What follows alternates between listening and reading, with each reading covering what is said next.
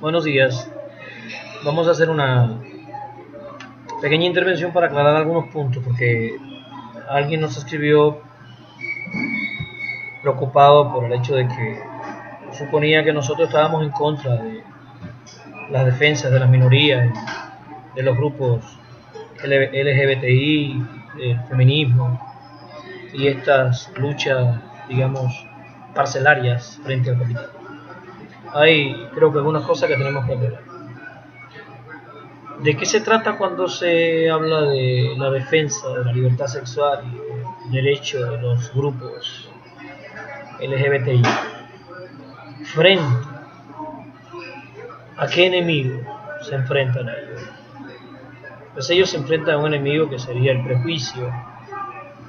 Un prejuicio cuyas raíces puede ubicarse tal vez en instituciones religiosas, tal vez en universidades adscritas a esas instituciones religiosas, tal vez a prejuicios sociales que están instalados en los imaginarios del patriarcado, del machismo, y cómo ellos pretenden lograr la emancipación sexual. Pues ellos lo pretenden hacer a través de un tipo de educación y de una lucha ideológica que generalmente sus batallas se ejecutan en los parlamentos de los diferentes países. Entonces estos grupos hacen sus movimientos, hacen sus campañas, hacen su lobby y logran que en determinado parlamento pues se apruebe, ¿no?, una ley en la cual se aceptan los matrimonios igualitarios.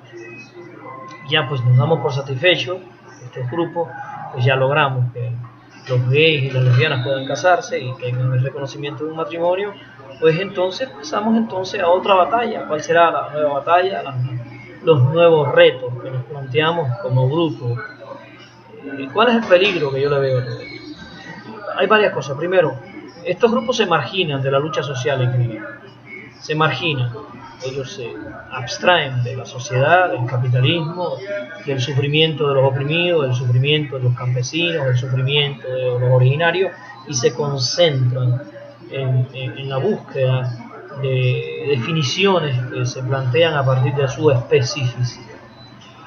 Bien, hay una desconexión de la lucha general frente a la explotación, frente al sistema capitalista. Eso es un primer peligro. Generalmente estas posturas post, estas micro batallas de grupos al interior de la sociedad, producen en primer lugar una desconexión de la lucha y evidentemente borran del horizonte el enemigo común que tenemos todos. ¿No? Ya no tenemos un enemigo común.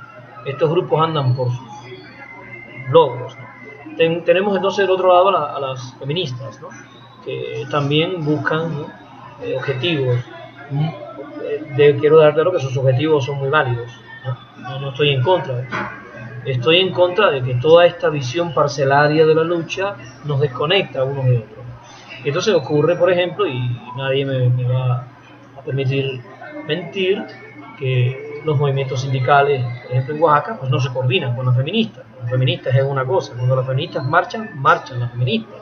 Incluso hay feministas extremas que quieren marchar sin que participen hombres, sin que participe nadie, ¿no?, solo ellas. Y aparece un hombre por allí, algunas, ¿no?, pues lo golpean, lo patean, lo expulsan. Esto es de feministas. Ese es el extremo, ¿no?, del aislamiento, del ensimismamiento en su propio problema particular, ¿no?, donde se desdibuja el horizonte social que nos incluye a todos frente al capitalismo, frente al neoliberalismo. Y entonces produce en primer lugar, yo dije, esta ruptura de la unidad de los oprimidos. Ya no somos oprimidos, hay quien dice, no, ya no hay clases sociales, ya no hay lucha de clases, ya no hay un enemigo común. Ahora son microprocesos sustentados en las microfísicas del poder y todos estos discursos post, ¿no?, que disolvieron los grandes relatos. Desde la izquierda ya tampoco hay grandes relatos, y ahora hay grupos minoristas, ¿no?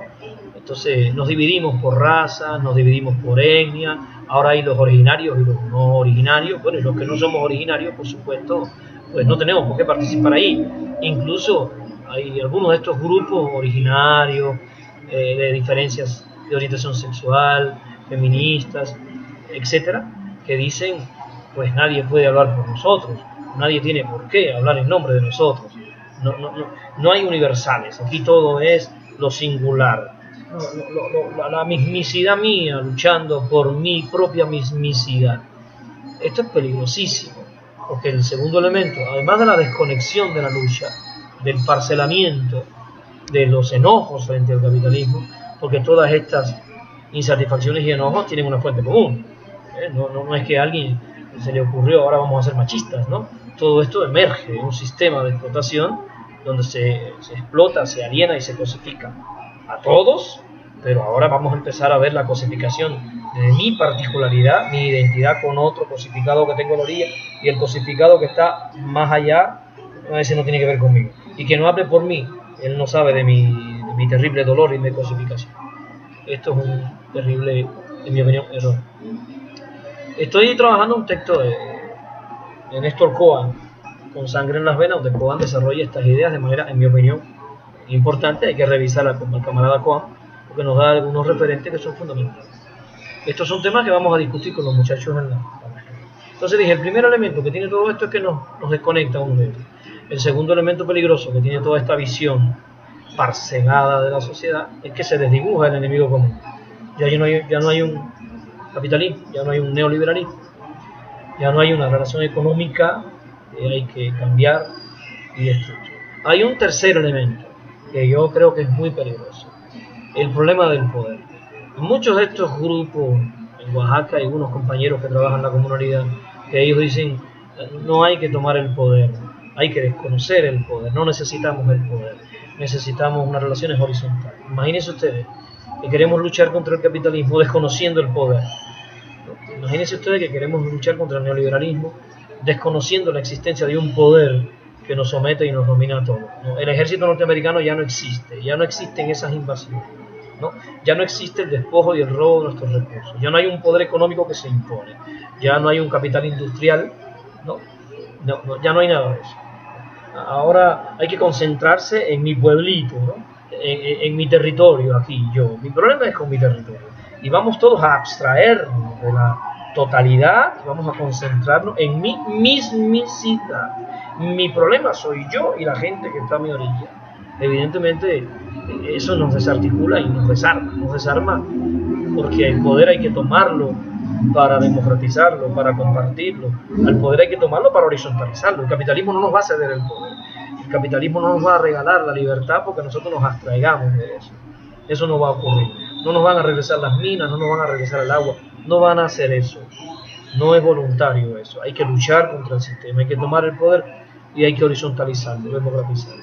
Todos los movimientos obreros victoriosos de la historia, los que lograron la victoria, lo lograron frente al poder, contra el poder. Y después de llegar al poder empezaron a tomar medidas para. No estoy diciendo que esto haya sido desde condiciones de perfecciones utópicas. Estoy diciendo con las imperfecciones de los procesos revolucionarios que conocemos, cubanos, vietnamitas, coreanos, etcétera. Y hay un tercer elemento, un cuarto elemento. O sea, yo dije, primero nos desconectamos, segundo borramos el enemigo histórico, ¿no? El tercero, aniquilamos el objetivo común. Eso es un elemento también que es muy preocupante. Ya no hay objetivos comunes, cada quien tiene sus objetivos y sus prioridades. O sea, las feministas tienen sus prioridades, y los grupos LGTBI tienen sus prioridades, y los indígenas tienen sus prioridades, los originarios tienen sus prioridades, y nosotros, los blancos eurocéntricos, que no tenemos ningún grupo al que adscribirnos. Yo no tengo grupo al que adscribirme, yo soy un heterosexual, pero no puedo decir orgullo heterosexual porque me matarían, ¿no? Entonces yo me quedo calladito y digo, a ver, ¿con quién yo me uno? Porque me creo medio marxista, pero ya el marxismo genera por ahí a veces, ¿no?, enojos, ¿no? Es un marxista machista, ¿no? Porque por esta postura, ¿no? Se nos llama así. Entonces, todo esto aleja la posibilidad de un objetivo común que nos une. Y el otro elemento fundamental que quiero que analicemos y discutir con los muchachos es todas estas parcelaciones, todos estos microanálisis, microfilosofías, ¿no? Toda esta visión unitaria, abstraída, en el singular, que desconoce la totalidad. Ya no hay totalidades, ya no hay universales, ya no hay macroprocesos, ya no hay una historia común, un destino común. Ahora cada quien en su lugar y a ver cómo resuelve. Todo esto tiene el peligro, en mi opinión fundamental, de que también borra el horizonte común. ya no hay una utopía común. La utopía de los grupos LGBTI es que les permitan casarse a los gays y tener toda la protección que tiene la familia heterosexual, ¿no? Esa es su utopía. Cuando satisface su utopía, felices todos, ¿no? Entonces, la utopía de las feministas, habría que ver ahí dónde las están cocinando. No estoy hablando de la lucha de Clara Zetkin, no estoy hablando de las feministas como Rosa Luxemburgo, ¿no? Yo estoy hablando de otras feministas, de estas feministas que se dan a veces en México, y que es interesante, como ya dije en otro video, donde en una misma marcha se ven marchando las oprimidas con las opresoras, ¿no? Levantando juntas como hermanitas sus carteles.